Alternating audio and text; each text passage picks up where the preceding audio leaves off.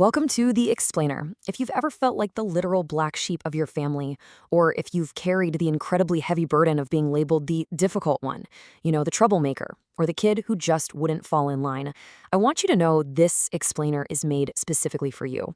Today, we're going to unpack the deeply misunderstood dynamics of complex family trauma.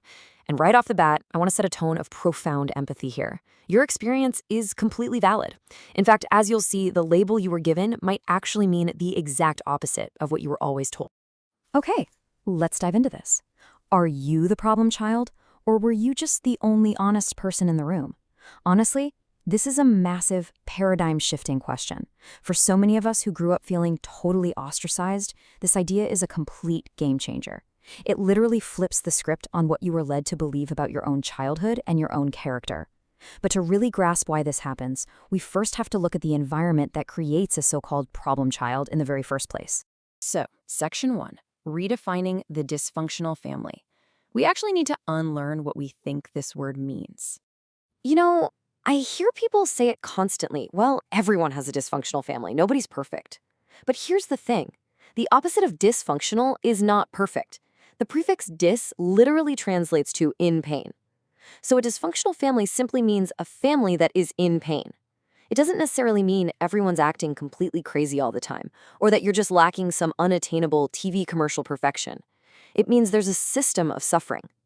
And what happens in the specific system is that the family simply cannot resolve its pain, which leads to a massive, invisible piling up of that hurt over time. Let's look at the stark contrast here. And I want to reassure you, literally all families go through hard times, for sure. Functional families experience pain, bad things happen, they face real tragedies. But the defining difference is that a functional family is actually able to deal with those things, resolve the pain, and come out better and stronger for it. A dysfunctional family, on the other hand, experiences pain but cannot resolve it.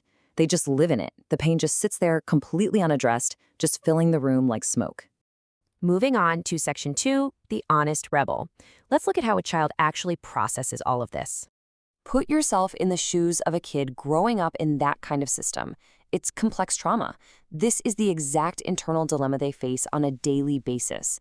What do I need to do right now so I don't get hurt? It's a pure survival mechanism. When a family is in constant, unresolved pain, a child's brain goes into absolute overdrive trying to navigate that emotional minefield safely. And this brilliantly illustrates exactly how a child tries to survive that environment. These are the three chronological priorities taking place in their young mind. First, they desperately need to figure out how to relate to everyone just to avoid getting hurt again. Second, they try to figure out how to actually help this family that is clearly suffering. And third, they're trying to find some way, any way, to get their own basic needs met in an environment that's totally consumed by its own dysfunction. Ultimately, these three priorities are what forge the survival roles children end up playing. Now we arrive at a truly powerful realization. In a family dealing with complex trauma, there's almost always that one child deemed the troublemaker, the defiant, rebellious kid who just won't get with the program, right? But here is the psychological intensity of the situation. Of all the roles in the family, the problem child is actually the only honest person in the room. I mean, think about it. Everyone else is lying to each other and to themselves. Everyone else is pretending the family is totally healthy. But the scapegoat is defiant because they flat out refuse to participate in that illusion. Just listen to the internal voice of the scapegoat here. They're basically saying, I don't want a house of lies where we abuse and hurt each other. I absolutely refuse to go along with that. They're looking around, seeing that everyone is miserable, their needs aren't being met, and they rebel against it. This defiance actually starts off as a really good thing. It's a healthy rebellion against a profoundly sick system. Section 3, the scapegoat trap. Let's talk about why parents rely on this. I know this sounds incredibly harsh, but parents in dysfunctional families secretly kind of love having a problem child. And why is that?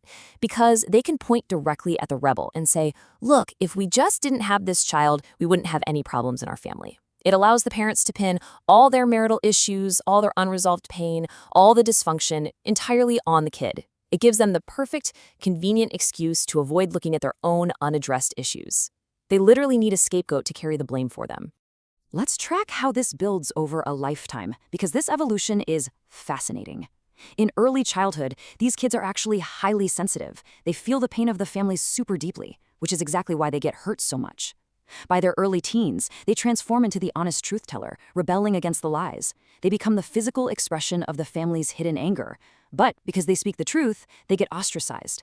So by their late teens, they become the classic black sheep, desperately seeking validation outside the family unit. And finally, they enter adulthood as a completely emotionally shut down survivalist. Which brings us to section 4, the hardened heart and the adult fallout from all of this. So the crucial point is that the very armor that kept you safe as a kid becomes highly destructive in your adult relationships. It manifests in some pretty intense, lingering toxic traits. Because that sensitive child was hurt so repeatedly, they shut down all emotional sensitivity. Because they were outcasts at home, they seek validation by being a bad boy or bad girl out in the real world, constantly pushing the envelope with extreme behavior. They develop this knee-jerk rebellion to anyone in authority. Like, if a partner just asks them to do a simple chore, they automatically want to do the exact opposite. And they learn to use manipulation or intimidation simply to keep themselves safe. Unsurprisingly, people start viewing them as a bit of a loose cannon. And, this is the ultimate tragedy of the whole scapegoat dynamic. The problem child started out doing a genuinely good thing. They refused to accept a sick situation. But in order to actually survive that environment and to maintain their rebellion against a sick family, they had to intentionally harden their own heart. They had to let go of their innate sensitivity. Ultimately, they had to become sicker and sicker themselves just to maintain that heavy armor. Section 5, the fear of recovery. This is the daunting task of healing. For an adult who's survived their entire life by playing the tough rebel, being asked to drop that role kicks off a profound identity crisis. The scapegoat asks themselves this terrifying question: if I let go of the bad boy or bad girl, who am I? They have worn this armor their whole lives. Taking it off feels exactly like stepping out into a war zone with absolutely no protection.